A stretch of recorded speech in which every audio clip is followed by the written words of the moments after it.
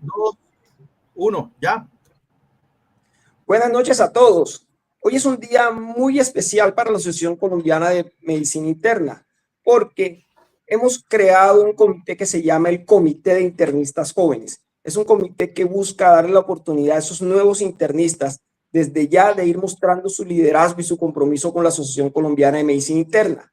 Dentro de las actividades que va a realizar este Comité de Internistas Jóvenes, tendremos unos webinars que lo haremos el penúltimo martes de cada mes. Y el día de hoy vamos a comenzar con un tema supremamente importante, y es la inteligencia artificial y la medicina interna. Así que los dejo con uno de nuestros líderes del Comité de Internistas Jóvenes, la doctora Luisa Fernanda Patiño. Luisa, el público es todo tuyo. Muchísimas gracias, doctor. Para mí es una gran felicidad estar acá compartiendo todo y en especial porque el día de hoy no solamente vamos a aprender, sino vamos a tener unos invitados muy especiales para, después de esta introducción y este abrebocas a lo que es la inteligencia artificial, vamos a hacer un panel de las preguntas, así que bienvenidas todas las preguntas. Quisiera confirmar que vean mi pantalla.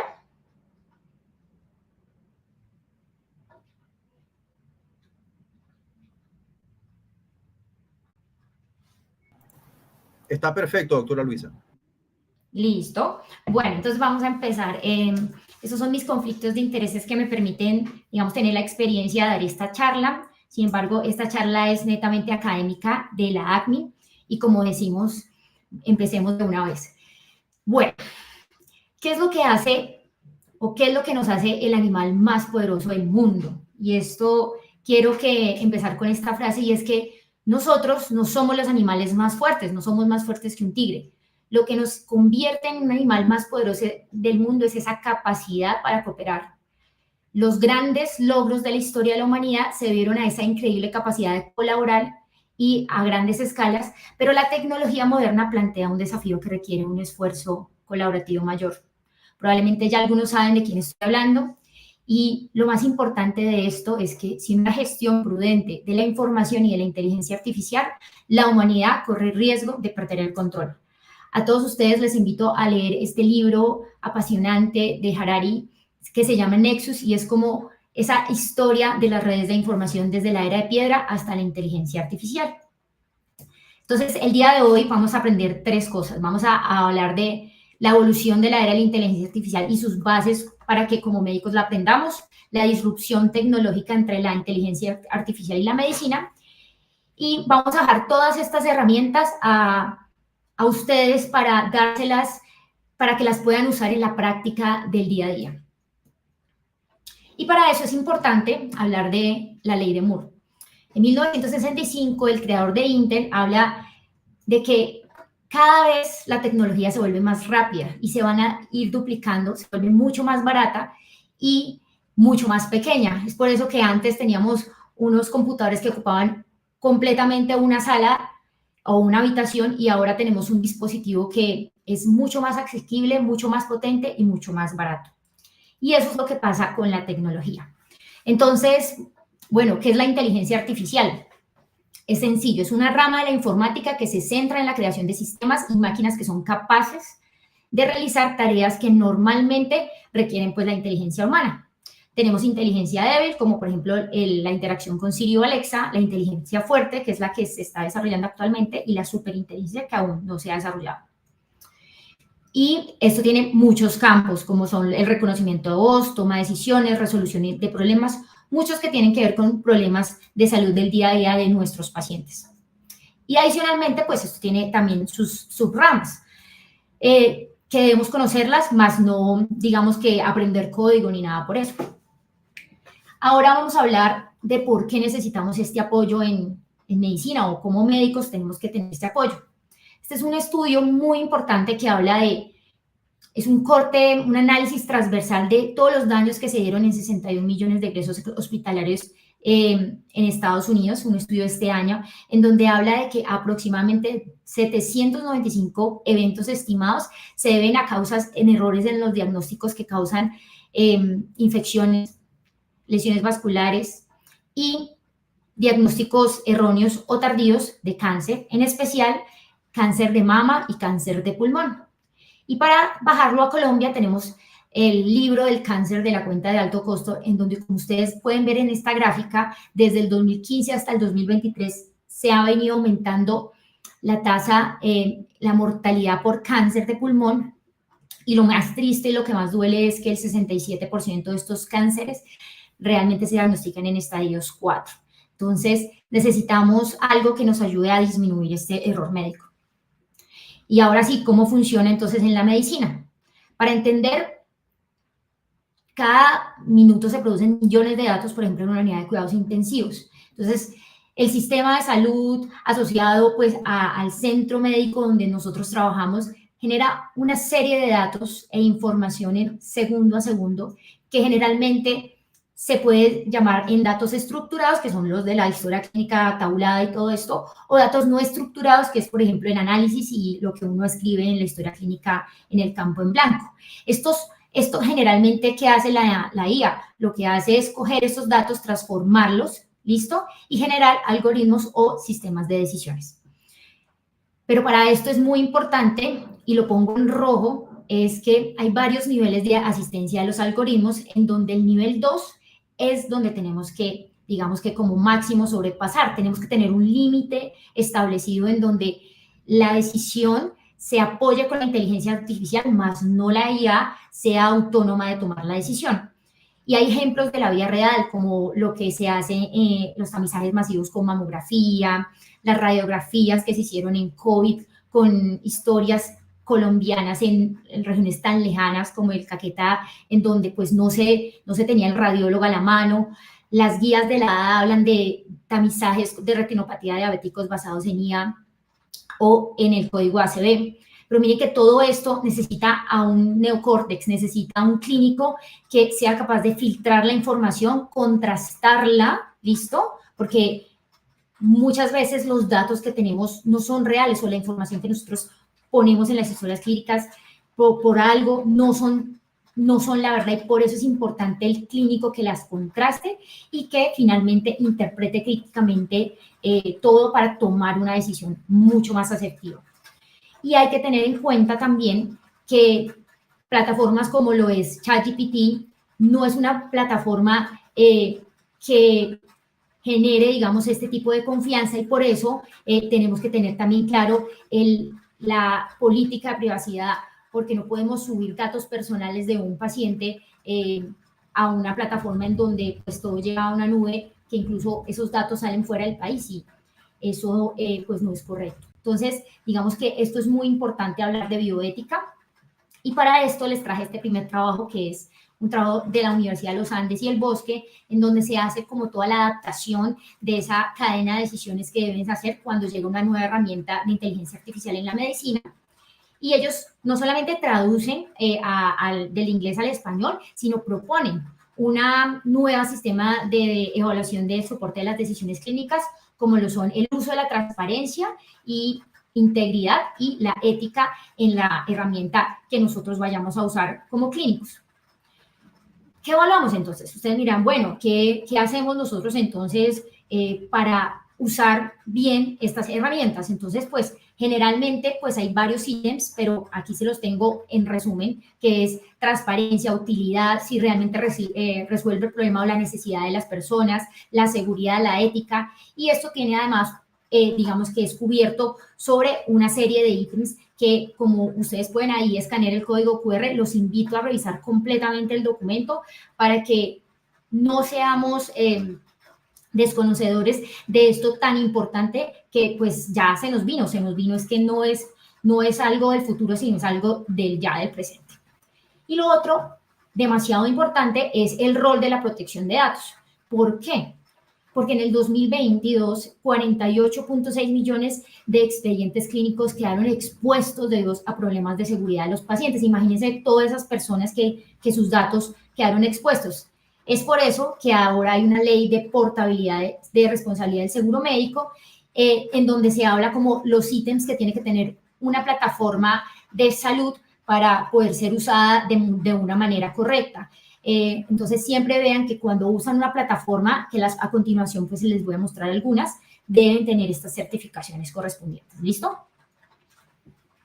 Y algo muy bueno que tiene Colombia y que sobrepasamos es que tenemos talento impresionante. El ecosistema de salud de Colombia, esto es un dato de septiembre de este año, miren la cantidad de startups en salud que buscan o que sienten ese dolor en salud y pues todos hemos sido pacientes, buscan resolver algún problema. Y es por eso que el día de hoy les traemos 5 herramientas. Made in Colombia, como dicen por ahí, porque nosotros tenemos toda la capacidad técnica, computacional y el talento para hacer esto. Entonces, la primera herramienta que les traigo acá es la revista a la cabecera del paciente. Y bueno, ustedes dirán, ¿qué es eso? ¿Cómo así que revista a la cabecera del paciente? Es una herramienta que crea HighSmart, un equipo con el que tenemos la ventaja de contar el día de hoy en el panel al final de esta charla. Y ellos crean un sistema de procesamiento del lenguaje natural con voz, en donde yo personalmente lo he usado y tengo varios colegas que lo usan en su consulta externa, pasando revista en medicina interna, en urgencias que es colapsado. Y les dejo acá para que lo exploren y después vamos a ver si nuestro CEO nos ayuda ahí a responder las dudas que tengamos. En esta presentación, este es mi dashboard personal, les voy a mostrar cómo en una conversación de 6 minutos puedo hablar con el paciente, completamente fluida la conversación, y cuando termino la charla con el paciente, mirándole a los ojos, tengo ya la historia clínica, el motivo de consulta, la enfermedad actual, la revisión por sistemas. Todo lo que yo hablé con el paciente en esos 6 minutos, pues lo tengo resumido en una historia clínica estructurada y esto me va a permitir ahorrar tiempo de digitación, permitir que en los sistemas de consulta externa pues no estemos ahí mirando siempre al computador, sino tengamos un poco más de interacción con el paciente. Como les digo, esto no es que yo lo hago y ya súbitamente no lo reviso, no, esto hay que revisarlo y hay que mirar qué cosas hay que complementar y que realmente esa nota clínica que yo haga tenga mi sello, tenga mi marca como clínica. Nosotros vemos, como ustedes ven aquí, que yo no estoy poniendo los datos de los pacientes, ¿cierto? Pero esto es una herramienta que se puede usar en cualquier clínica ya con su sistema e integrándola a la plataforma y es una herramienta demasiado práctica para ustedes. La segunda herramienta es de un profesor docente, el doctor Pino, de la empresa que se llama Oxler y se llama NOA. NOA es un agente conversacional en oncología. A continuación les voy a mostrar cómo este agente, que fue presentado en el Congreso Europeo de Oncología el año pasado. ¿Me escuchas? Sí, señor.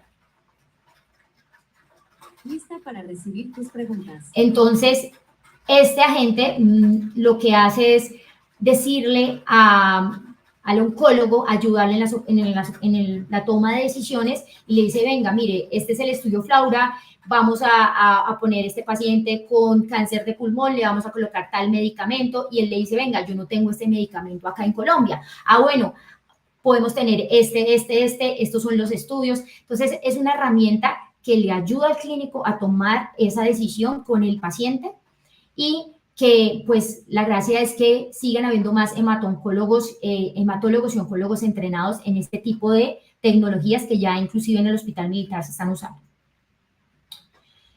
Oxler también tiene otra que es para prevenir, o mejor dicho, promover la detección temprana de enfermedades sanguíneas. Y a continuación les voy a mostrar cómo el médico que está en una ciudad o en un pueblo muy lejano, o un médico general que de pronto donde no haya tanta disponibilidad de hematología, a través de un formulario de tamizaje en donde le pregunta cosas muy prácticas del hemograma, la clínica del paciente. Ahí les dejo el QR para que ustedes también puedan examinar este tipo de herramientas que ya se están usando.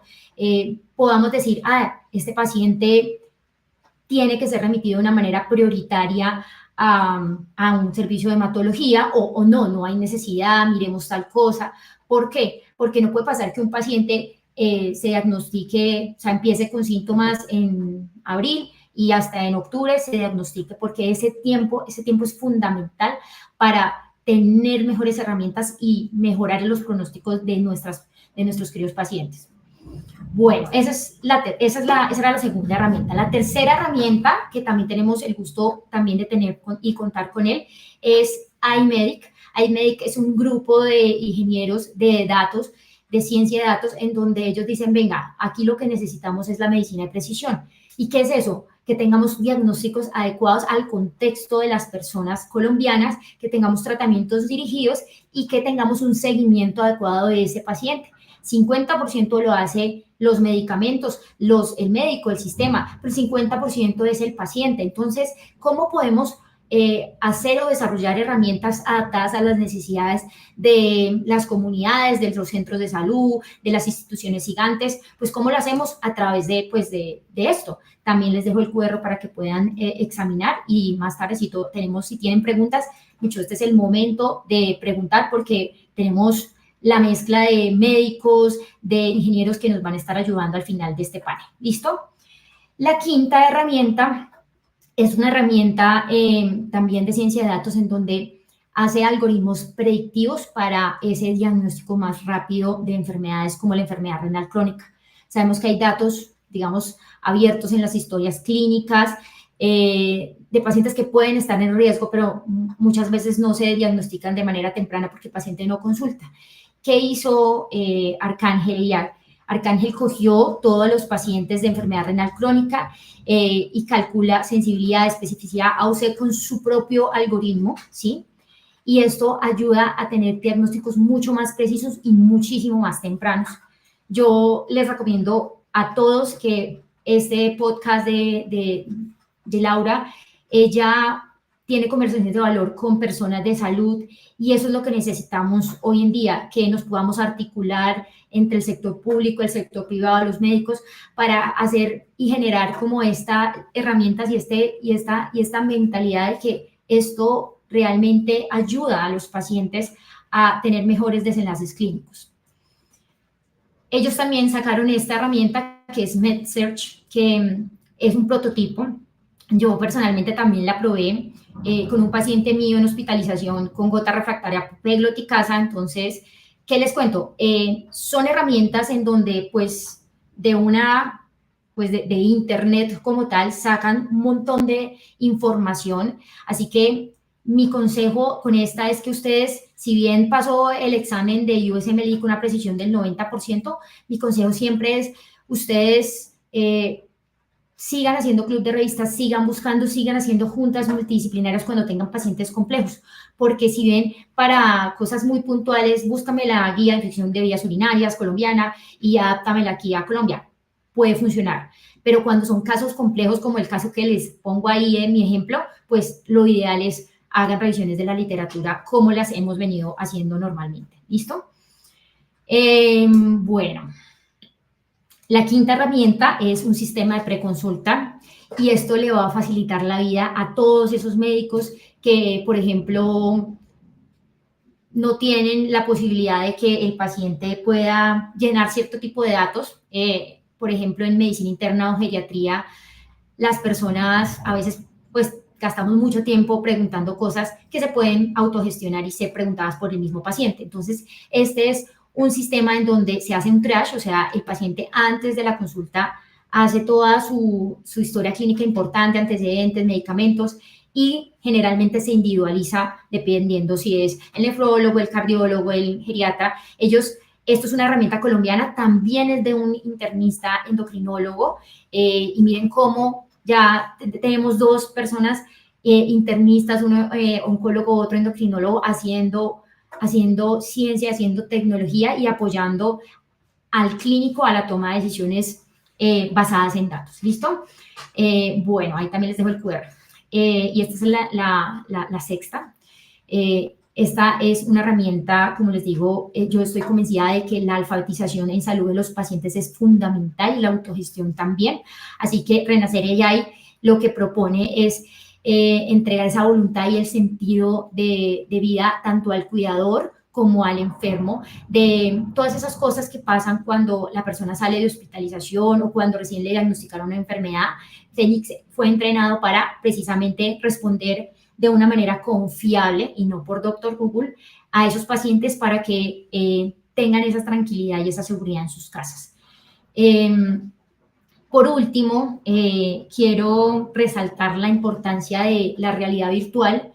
La realidad virtual es algo que se está usando en el mundo y hoy en día resalto el trabajo de la Fundación Cardioinfantil con el Health Tank de salud que realizó y con toda esa innovación y ese ecosistema disruptivo en donde a través de un nefrólogo hace un programa que se llama Diálisis con Corazón, a través de gafas de realidad virtual humaniza ese proceso de diálisis y plasmaféresis para entregarles a esas personas que recién son diagnosticadas mucha más humanidad.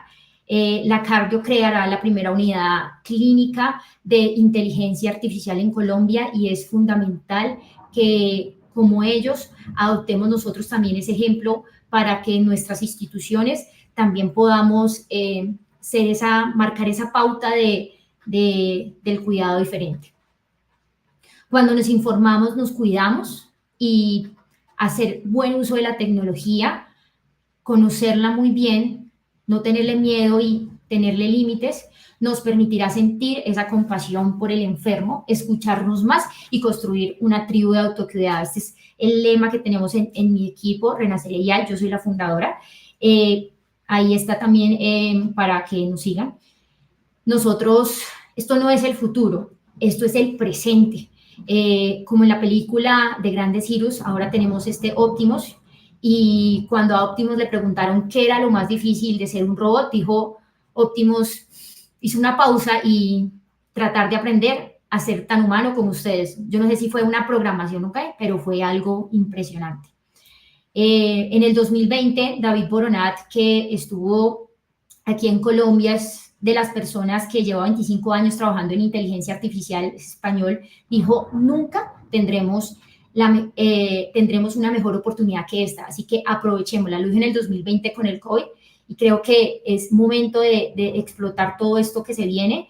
Estamos siendo muy digitales y esa combinación entre varias ciencias, sobre todo las ciencias básicas con las tecnologías, es algo fenomenal. Los invito a todos a ser parte de nuestra Asociación Colombiana de Medicina Interna.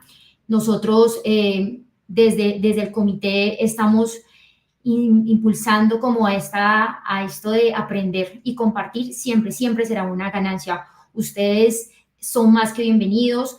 Aquí no solamente internistas, residentes, médicos generales, familiares, a hacer una comunidad de aprendizaje y a que todos realmente aprendamos y disfrutemos de este aprendizaje y de todas estas disrupciones tecnológicas que pues ya no es es más que una necesidad. ¿Listo? Muchísimas gracias. Vamos entonces a dar inicio a una serie de preguntas. Tenemos a unos invitados especiales. Camilo Daza es el CEO de iMedic, la empresa de algoritmos. Y también tenemos de invitados a Jason Pérez, que es el director de innovación de HiSmart, la primera aplicación que les mandé. Y tenemos también a un invitado súper especial, quien admiro, el doctor Juan Gabriel Sendales, que es el CEO de la Fundación Cardioinfantil.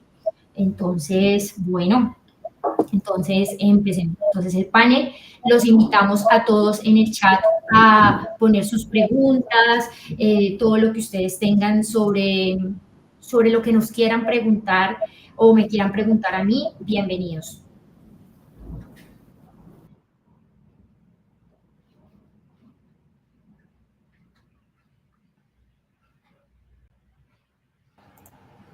Muchas gracias, doctora Alicia, por su intervención.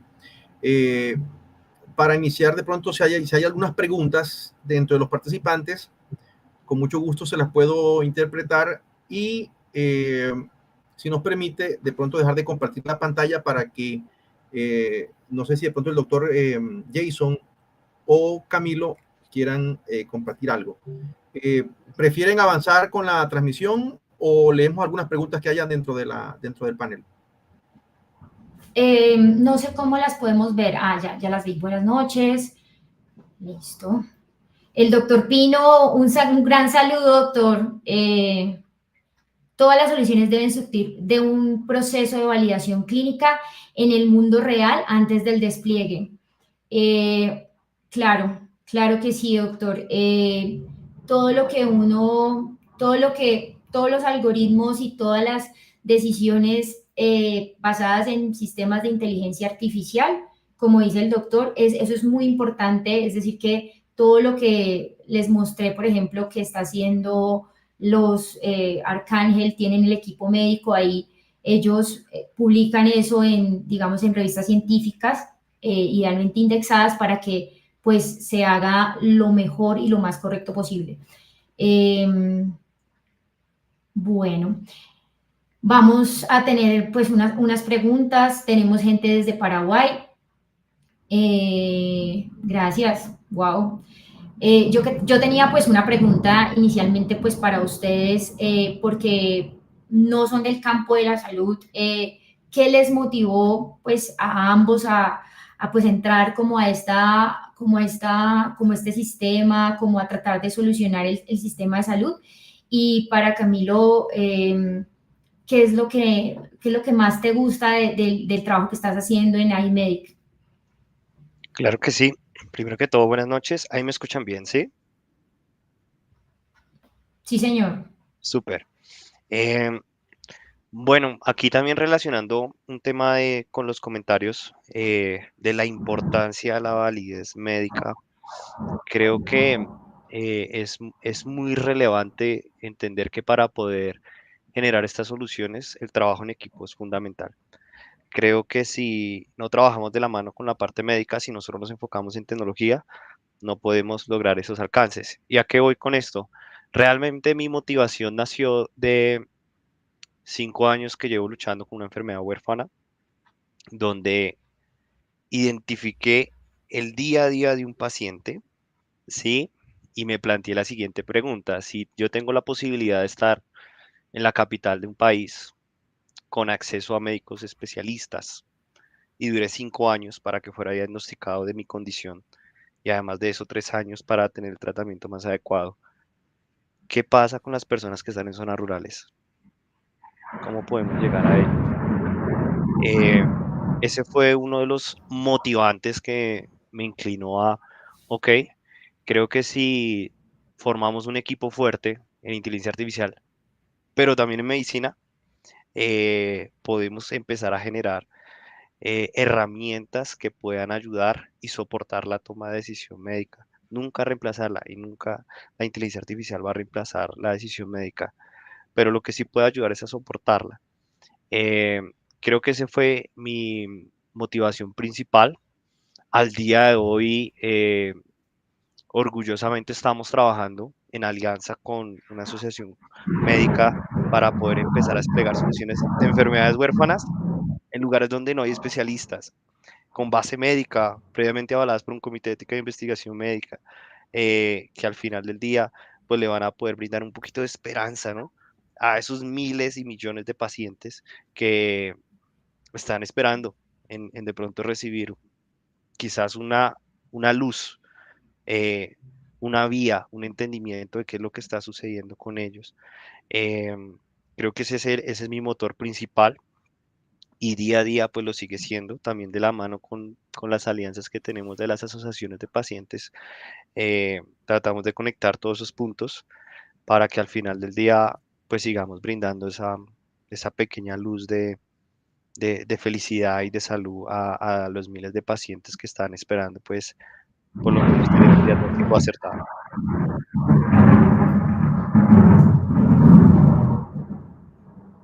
Muchísimas gracias, Camilo. Y es una apreciación muy importante lo que haces, porque creemos que la inteligencia artificial es para el cuarto nivel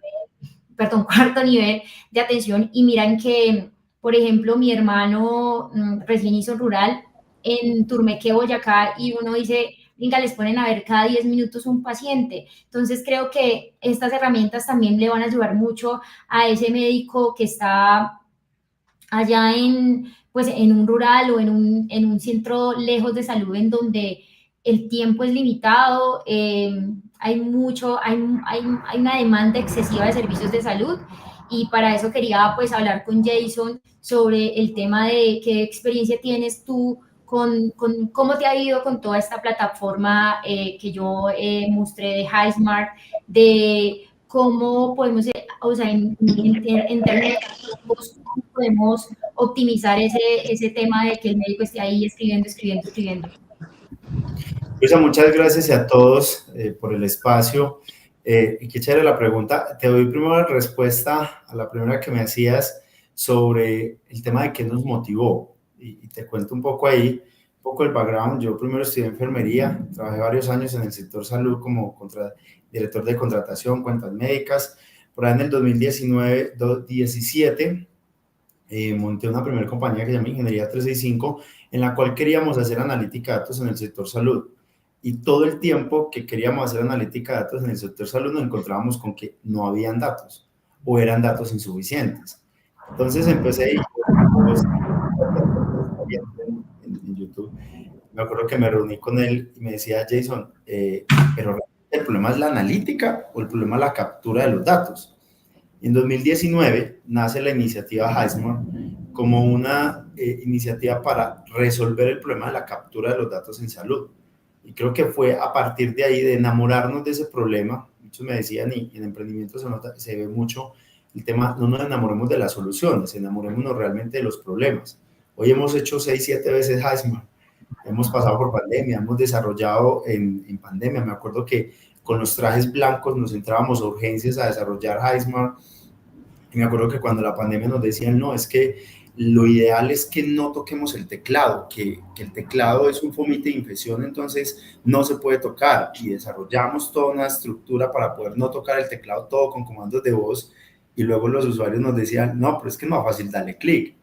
Entonces empezamos a ver, empezamos a iterar desde 2019, y para ir conectando con la parte de la segunda pregunta, empezamos a conectar desde 2019 todo con diferentes grupos empresariales y a testear, lo decía doctor Pino ahorita, testear completamente las herramientas de que efectivamente fueran funcionales y se probaran en el mundo real para la atención clínica, porque finalmente eso es algo importante. Aquí no estamos trabajando con otro, pues no es trabajar como pues, y no por desmeritar el tema de ventas u otros escenarios, pero aquí si te equivocas causa problemas muy graves. Entonces, hacer que los sistemas de apoyo a la decisión clínica, que los sistemas de documentación y demás tengan ese impacto y tengan esa validación es fundamental. Hoy, en las diferentes experiencias que hemos tenido y que hoy se ha implementado en diferentes instituciones, como la Fundación Cardiovascular de Bucaramanga, vemos que el impacto es tremendo de que un médico pasa de no tener que escribir prácticamente nada en la historia clínica, y lo decías ahorita, a devolver ese contacto médico-paciente, a esa conversación completamente fluida. El impacto ha sido muy grande, y de hecho hace una semana publicaron un video de la experiencia de estos médicos ya, donde el sistema integró todas estas capacidades. Entonces vemos ya una forma completamente diferente de hacer atención en salud y en este proceso de documentación, que es donde uno dice, por ahí puedo empezar a ayudar mucho a hacer esto. Y otra cosa que me motivó mucho, Luisa, es que cuando uno estudia enfermería y todo este proceso de enfermería, uno va orientado a cuidar el paciente, y una de las formas más grandes que podemos cuidar el paciente ahorita es a través de la tecnología, y es la forma en que lo podemos hacer exponencial. Entonces, si logramos articularnos todas las casas de software, todas las health tech y demás, sé que podemos lograr unos resultados mucho más exponenciales juntos, y eso es lo que estamos haciendo, uniendo esfuerzos con diferentes casas de software, integrándonos con diferentes compañías y haciendo que esto finalmente llegue a democratizarse a nivel de todos los niveles. Decías ahorita también el tema de tu hermano, y finalmente es esto, ¿cómo hacemos que esta tecnología llegue a cualquier parte del territorio? Y finalizo con algo. Wow. Mencioné el tema de la especie o el animal más fuerte. Charles Darwin decía, no es la especie más inteligente ni la más fuerte la que sobrevive, sino aquella que se adapta al cambio. Y eso es importante. Hoy tenemos que adaptarnos al cambio. Hoy tenemos que ser nosotros pioneros de poder adaptar el cambio y de poder llevarlo en la sangre y poder hacer esta transformación. Lo decía Camilo también, no, la inteligencia artificial no va a reemplazar al médico, pero utilizar inteligencia artificial sí puede mejorar mucho más la experiencia.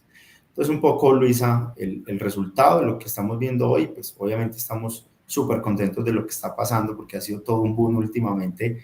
Entonces, súper contentos. Y bueno, saludo también al doctor Sendales por acá, que ya lo vemos, y Camilo y demás. Entonces, muchas gracias y sigamos acá. Wow, lo que dices es súper importante. Jason, muchas gracias. Y eso que al final dices de que todos tenemos que conocerla, le tengo la pregunta al doctor Sendales. Estábamos preguntando, primero, ¿qué fue lo que lo motivó pues a usted a meterse tanto, a hacer este Health Tank?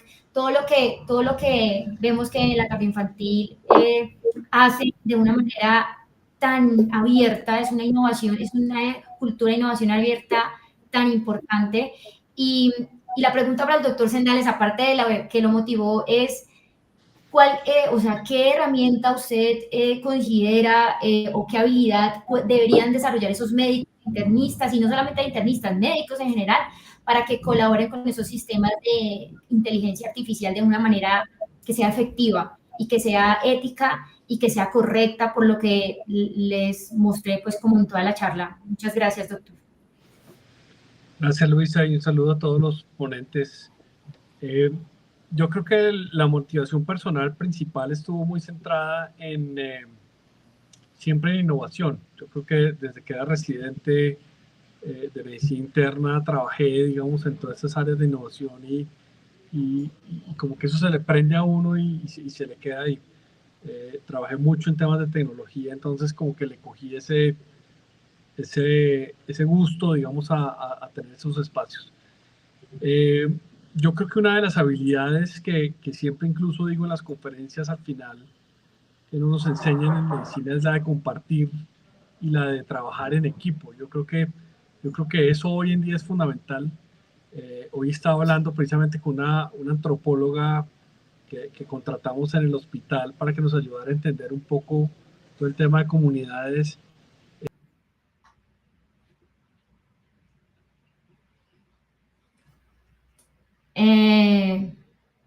Creo que el doctor le cayó la señal. Bueno, mientras se conecta, tengo acá unas preguntas, algo... Sí, se cayó la señal con el doctor. ¿Sí? Listo, vamos a esperar a ver si se puede conectar, pero tengo acá otras preguntas que nos están haciendo, pues, médicos para Jason, para Camilo. Doctora, antes de continuar con las preguntas, quiero dar una buena noticia. Hemos alcanzado hasta 122 espectadores en vivo en este live. Personalmente me siento muy feliz porque a pesar de que hacemos de manera constante en ACMI transmisiones en vivo, esta actividad ha sido, la verdad, muy satisfactoria y de mucha atención para toda la comunidad científica ACMI. Bueno, y se vienen más cosas.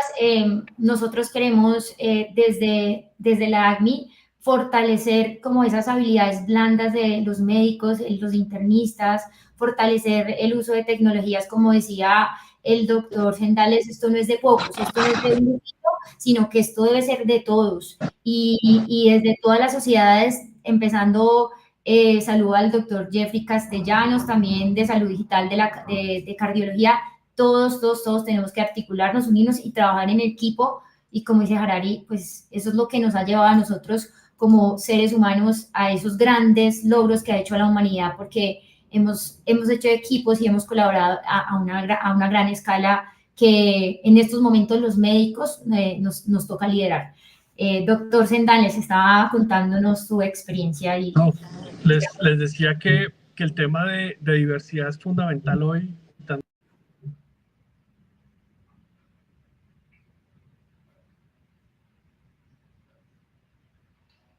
Tener espacios con ingenieros, necesitamos tener espacios con enfermería, con pacientes, con diferentes personas, digamos, para trabajar. Esa es una herramienta fundamental hoy de trabajo.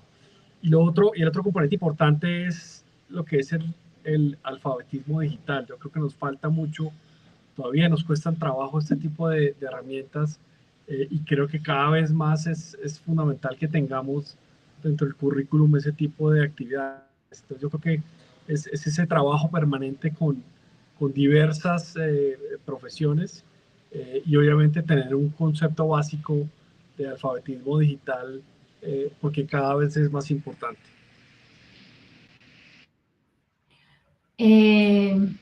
Bueno, muchísimas gracias. Tenemos acá 2 preguntas en el chat, vamos a contestarlas. Tenemos bastantes preguntas.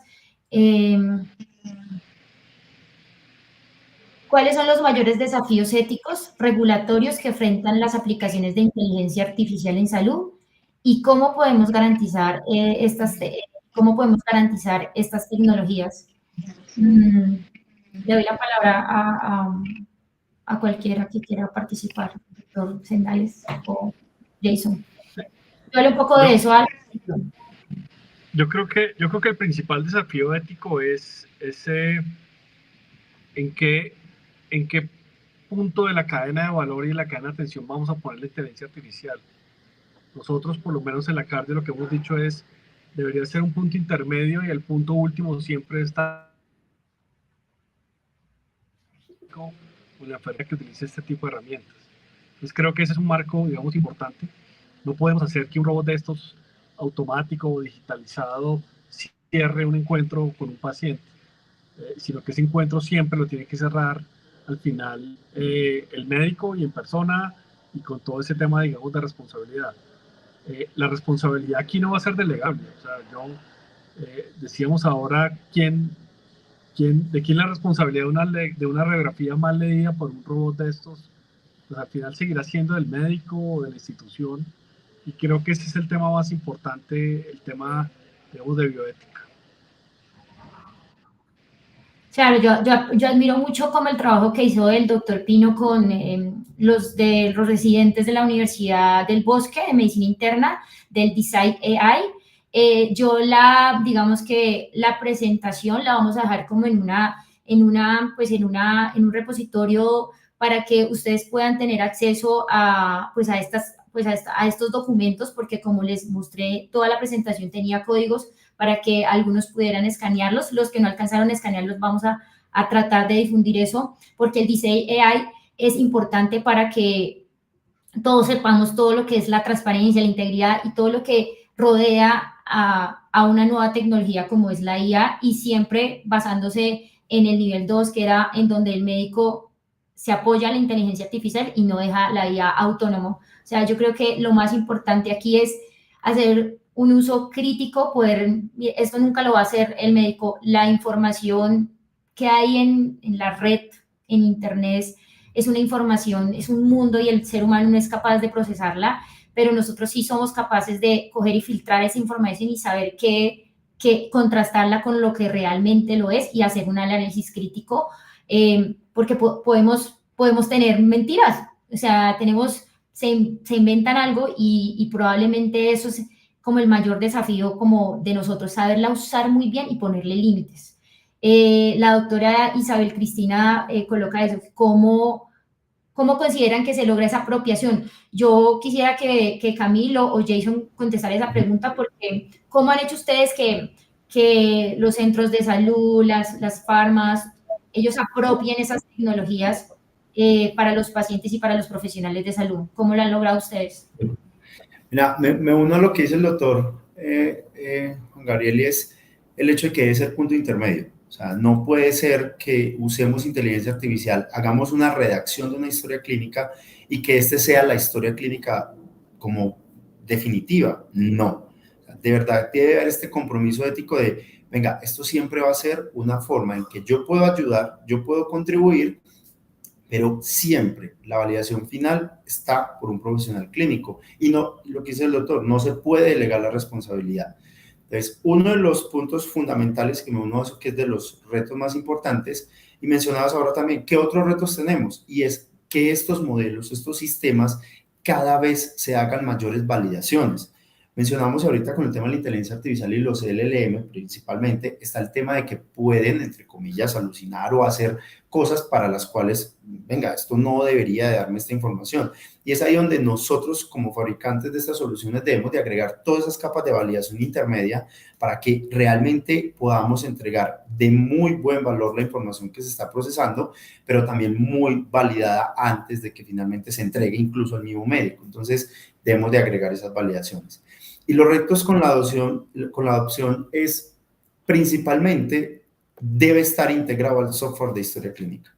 O sea, esto lo hemos abordado de esta forma y es no, o sea, HighSmart particularmente no debe ser una herramienta que esté afuera de otra nueva herramienta con la cual el doctor va a interactuar, sino que es una herramienta que hace parte del proceso, pero que se integra nativamente a los sistemas de historia clínica.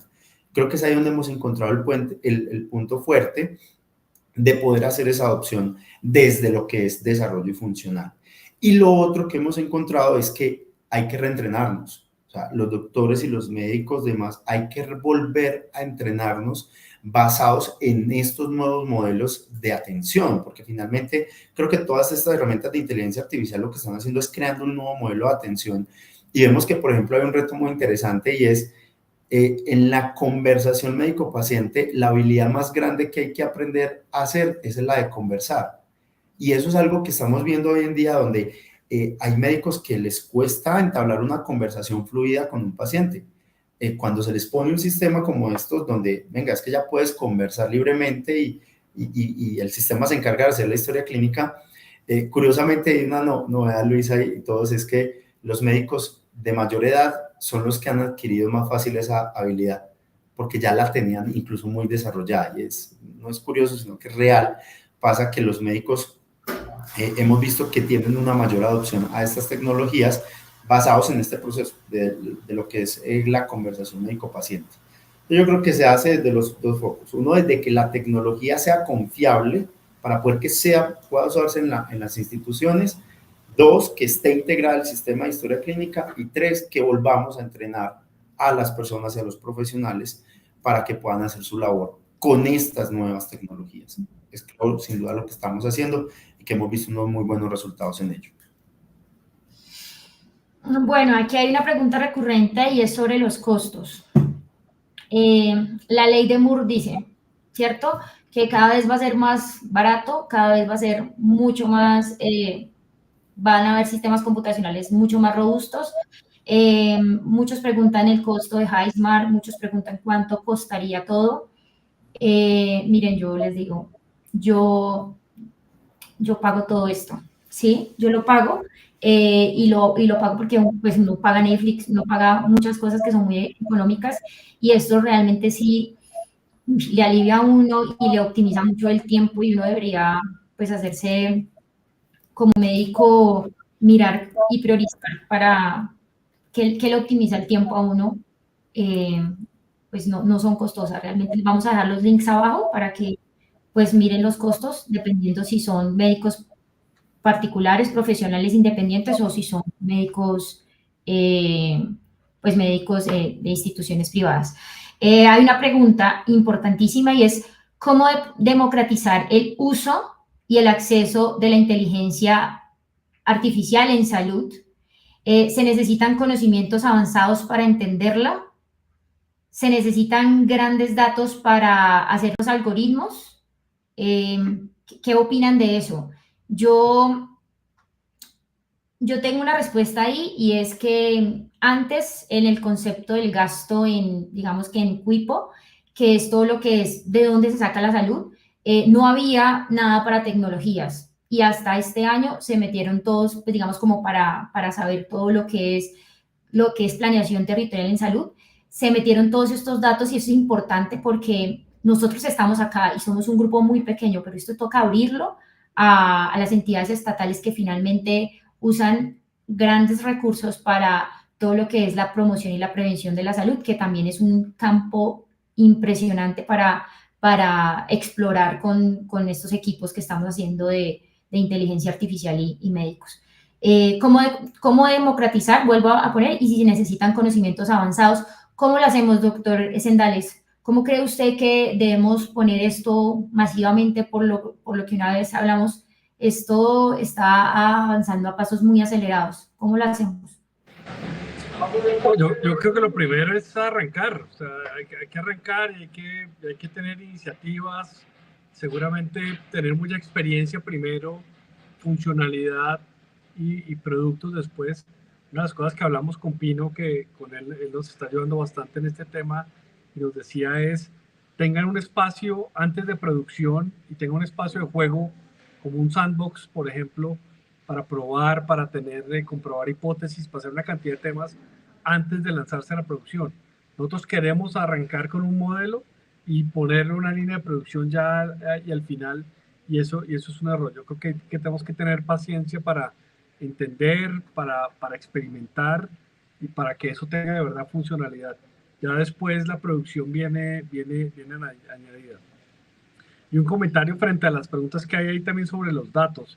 Yo creo que al final los datos nos paralizan porque creemos que tener los datos muy estructurados o al final es la única forma de hacerlo, y es al revés. Yo creo que esto también nos puede ayudar a perfilar mejor los datos, y seguramente después de correr varios modelos, mi data va a ir progresando a medida que se necesitan. Porque yo de nada saco tener unos datos perfectamente estructurados cuando resulta que, como sabemos, los sistemas de información que tenemos son muy básicos. Entonces creo que son dos conceptos bien importantes para tener en cuenta.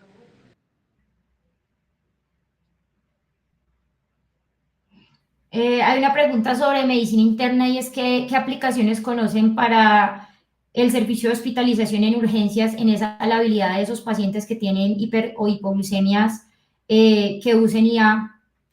Yo tengo en mente pues el monitoreo, pero no sé, el doctor, ¿ustedes están usando algo en tiempo real de monitorización de variables clínicas o, por ejemplo, de laboratorio en tiempo real y hacer un dashboard? ¿Están haciendo algo en la cardio de eso? Nosotros tenemos un sistema nuevo que acabamos de implementar en laboratorio clínico que nos va a dar esos dashboards.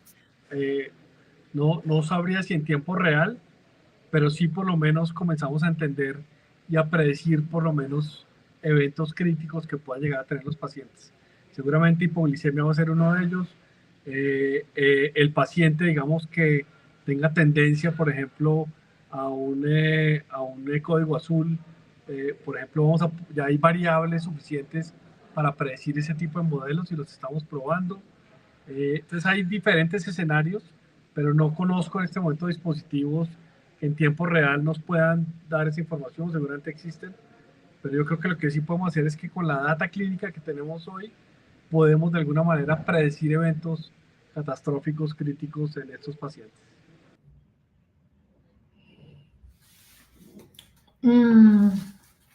Bueno, estamos dando ya finalización en unos minutos a nuestro webinar.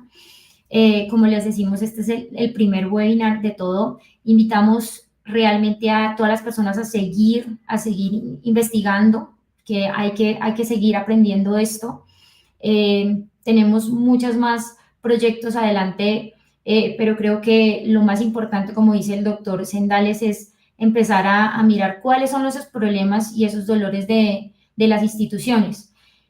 Y sobre eso empezar a iterar y publicar, mirar cómo se refina el modelo que tenemos. Para eso el doctor Pino pone una anotación acá en el grupo muy importante, y es que las publicaciones tienen que tener validación por pares.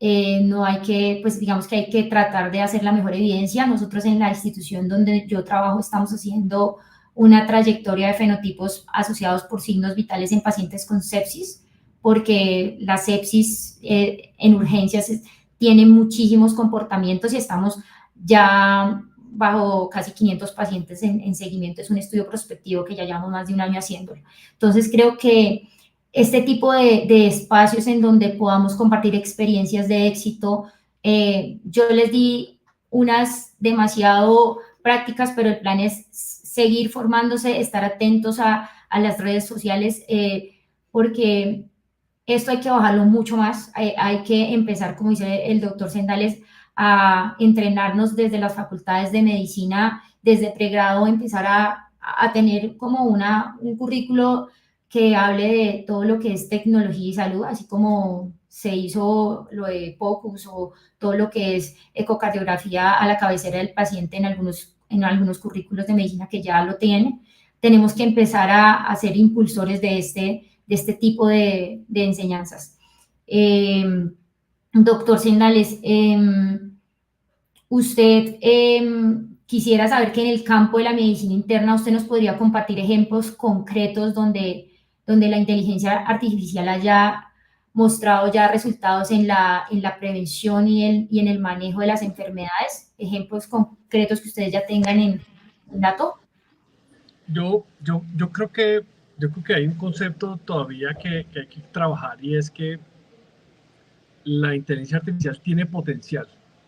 O sea, en este momento no me atrevería a afirmar que hay desenlaces clínicos, digamos, comprobados con métodos científicos y validados que estén ahí presentes. Yo creo que tiene un potencial muy alto. Estamos todavía en esa curva, digamos, de Gartner de altas expectativas frente a la inteligencia artificial. Eso va a entrar como entran todas estas tecnologías en un valle de la muerte y saldrán 3 o 4. Ya hay algunas iniciativas, como tú mencionas ahora, en genética, en fenotipos y en todo este tipo de cosas, pero todavía me atrevería a afirmar que no hay en este momento algo comprobado. Y ese es un tema, digamos, para dejarlo ahí. Eso no significa que no podamos investigar y no podamos comprobar cosas, pero creo que todavía hay un potencial bueno, pero falta. Doctor, en la clínica de inteligencia artificial, ¿cuáles son los objetivos principales? ¿Quiénes deberían liderarlas? Si, digamos, nosotros queremos hacer una clínica de inteligencia artificial, ¿con qué deberíamos empezar a contar? Yo creo que lo primero, y lo digo genuinamente, es con el apoyo de la alta dirección o el apoyo, digamos, de estos grupos de directores, porque eso es lo que al final va a movilizar el tema. Si no está ese visto bueno, es muy difícil. Lo otro que decía Luis Pino en su momento en nuestras conversaciones era, tienen que ser integradas por médicos o enfermeras, con el respeto de los ingenieros y con el respeto de los programadores. Una unidad clínica no puede ser manejada por ingenieros o programadores que se necesitan estar ahí, pues el liderazgo tiene que ser médico o tiene que ser clínico, porque si no sería otro tipo de iniciativas. Y lo otro, nuevamente, comenzar con expectativas bajas, precisamente para ser muy tolerantes y poder seguir creciendo. Pero el aval de la alta dirección, el concurso, digamos, permanente de personal asistencial y tener unas metas volantes cortas, bajas, que no generen mucha frustración en la gente. Wow. Desde Guatemala están preguntando mucho de Hightsmart, que cómo hacen los datos, que cómo, perdóneme, mírate las preguntas, Jason. Dale, por aquí va del tema de data estructurada, y efectivamente, lo mencionábamos ahorita, se puede, o sea, y hoy hacemos data estructurada y data no estructurada, pero hoy Hightsmart es capaz de que le pasas un formulario, y si en ese formulario hay opciones de selección, es capaz de elegir esas opciones y finalmente documentar, sean textos, corridos, fechas, números o selectores, y eso es normal, digamos, dentro de los formularios. Y algo que hemos encontrado en todas las historias clínicas, en todos los software, es que todos tenemos una forma diferente de documentar la historia clínica. Entonces podemos tener formularios, unos para medicina interna, otros para cardiología. Con el doctor Pino hemos hecho también unas validaciones en oncología, y cada uno tiene una forma completamente de cómo puedo ver y cómo puedo capturar mis datos. Entonces Hightsmart se adapta a cada uno de esos formularios, y hoy hemos liberado una capacidad de API cognitiva, o sea, a nivel técnico, donde los sistemas de historia clínica pueden enviarnos esa petición y nosotros devolver completamente esa estructura de acuerdo a lo que nos solicitan. Entonces esto le da una flexibilidad muy grande a las casas de software de historia clínica para que puedan integrar estas capacidades rápidamente y desplegarlas rápidamente en sus sistemas de historia clínica. Incluso ya habilitamos la posibilidad de que nosotros les ayudemos a grabar el audio, que también es otra de las cosas que vimos, que a veces cree uno, no, es que es muy sencillo como grabar un audio, pero tiene todo un panorama importante de protección de datos, de validaciones y demás, donde ya esto lo agregamos también como capacidad. Entonces, finalmente, Hizmar ha ido mucho orientándose a poder validar toda esta información y hacerlo mucho más eficiente en cuanto a eso. ¿Qué otra pregunta habíamos por acá? Creo que era la de datos estructurados y sí, y mencionar lo de la empatía, y yo creo que es algo, yo creo que alguien mencionó, es una realidad que estamos viendo, es que la tecnología, como lo estamos viendo, va a devolver esa posibilidad de que los médicos puedan volver a tener esa conexión. Hoy lo estamos viendo en los diferentes videos que están sacando en la Fundación Cardiovascular de Bucaramanga, y es impactante, o sea, cómo hoy estamos logrando adopciones que en la primera semana, después de la primera inducción, se logra una adherencia del 70%, y en el mes, es decir, a las 4 semanas, logremos un 92% de adherencia, es decir, el 92% de las consultas ya lo están haciendo con Hizmar, y estamos logrando unas efectividades del 99.3% de margen de efectividad, es decir, solamente el 0.7% de las consultas, comillas, fallan, pero estamos viendo que el micrófono estaba desconectado o cosas más de uso, donde vemos que hay un impacto muy grande frente a eso. Entonces, creo que sin duda esto nos va a devolver mucho la forma en cómo podemos trabajar. Y me uno a algo que decía ahorita el doctor, y es, la inteligencia artificial va a llegar a unos valles, pero sí hay algo muy importante ahí que quiero resaltar, y es que la inteligencia artificial, a diferencia de las otras tecnologías, tiene algo, y es que aprende, y es exponencial. Y hoy estamos viendo que todos estamos trabajando en forma de hacer esto, lo mencionaban ahora con el tema de la democratización. ¿Cuál es la forma de democratizar más la inteligencia artificial? Que busquemos cómo hacer que sea más barata ejecutarla, o sea, que sea más económico poder que estos modelos corran, que estos sistemas procesen. Entonces hemos visto ya estudios orientados a que bajen, pues es un tema muy técnico, pero cuantizar los modelos a 1 bits por segundo, que es prácticamente coger el modelo y hacer que corran máquinas más pequeñas, podríamos tener la forma que puedan correr en dispositivos que inclusive pueden ser el celular o el computador que tenemos hoy en día, ¿cierto? Pero hoy no se puede porque el modelo pesa demasiado para poder procesarlo. Pero si logramos hacer que esta tecnología no solo abarate el costo en cuanto a procesamiento, porque eso significa también menos consumo de energía, que es otra de las problemáticas que tienen estos sistemas, pero logrando hacer que se logren correr en modelos más pequeños, en dispositivos más pequeños, incluso, ¿por qué no trabajarlo modo offline?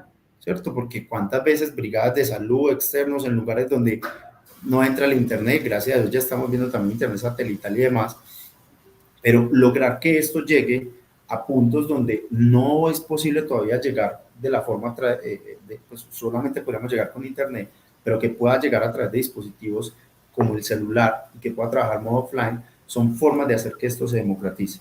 Si logramos bajar esos costos y logramos que eso vaya avanzando mucho más y que siga aprendiendo, lo menciona el doctor también sobre el tema de los datos. O sea, finalmente hoy el 33% de los datos que se capturan en el mundo son datos en salud. Por Dios, eso es una infinidad de datos, y hablan de que solamente el 97, 90 y algo % es lo que se utiliza. O sea, es como, wow, tenemos demasiados datos, pero no los usamos para realmente lo que podemos hacer. Entonces, a medida que más usemos estos datos, y de la forma en que sea, le escuchaba a Arcángel que decían, los mejores datos son los que usted tiene. O sea, es que no hay más, o sea, es la mejor forma de usarlos. Y esos datos ya de por sí agregan valor, pero a medida que más los usemos, a medida que más interactuemos con estos sistemas, nos pueden ayudar a mejorar esa calidad de datos y por ende los resultados en diagnóstico, en redacción, en todo esto que podemos ver. Entonces, yo creo que sin duda vamos a ver una explosión muy grande de nuevas tecnologías y en nuevas aplicabilidades enfocadas a la atención clínica, y que seguro va muy de la mano de que podamos abaratar mucho más el costo de estas tecnologías. Bueno, y por último, hay una persona, me imagino que es una médica familiar, que dice que obviamente el ser humano confía en nosotros y en nuestra humanidad, y el reto, pues es un regalo maravilloso la tecnología, pero si realmente todos tendremos acceso a ella, o si se abrirán más las inequidades de salud en Colombia cuando los pagos son bajos, o cuando, por ejemplo, hay médicos de atención primaria. Eso es un dolor que a mí personalmente me duele. Yo soy de Boyacá, y, y aquí hay alguien conectado, que es la doctora Liliana Correa, que es intensivista, y con ella tenemos, con Camilo Daza de iMedic también, un proyecto a presentar muy bonito, que probablemente dará frutos el próximo año, sobre cómo hacemos para juntar esos equipos básicos de atención primaria en salud con médicos, así como el Hospital Padrino que hizo Valle Lili, con médicos más sabios, ¿sí? Siempre la experiencia va a valer muchísimo, y el juicio clínico nunca podrá ser reemplazado. Entonces, tenemos un proyecto que vamos a llamar Parasol, y estamos trabajando arduamente en ese proyecto para hacer como el proceso de la econometría, mejor dicho, como hacer una validación en pequeños municipios, y mirar si podemos hacer un piloto en unos pequeños municipios y validarlo en personas, en algo más grande, que yo se lo comenté ahí por encimita al doctor Sendales. Creo que es el mayor reto. O sea, si nosotros podemos empezar a involucrar, como les digo, al sector público con el sector privado, vamos a poder hacer cosas increíbles que tal vez nos salten. Colombia siempre ha sido un país demasiado creativo. Nosotros somos muy creativos para todo. Hacer esto como más real para esas personas que dicen, no, esto solamente es para allá la gente tecnológica. No, miren que con WhatsApp uno puede hacer cosas increíbles, y ejemplo de ello es todo lo que han hecho en Antioquia con Coco, y capacitando a las personas por WhatsApp, solo por WhatsApp. Todo el mundo hoy en día tiene WhatsApp. Entonces, ¿cómo podemos hacer esa alfabetización digital desde los centros y el rural disperso de Colombia, que es lo que más lo necesita, ¿no? Yo no sé, el doctor Camilo,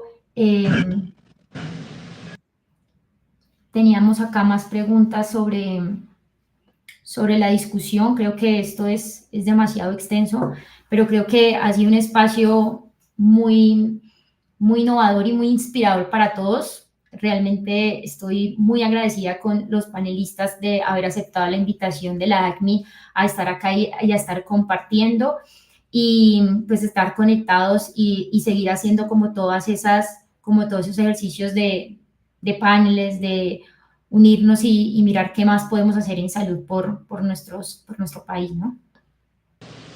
Hay un comentario, Luisa, frente a eso, y yo sí creo que la brecha tecnológica es un determinante social, y ahora que están de moda Claro. los determinantes sociales, creo que eso se necesita, pero no vamos a tener robots Da Vinci para todo el país.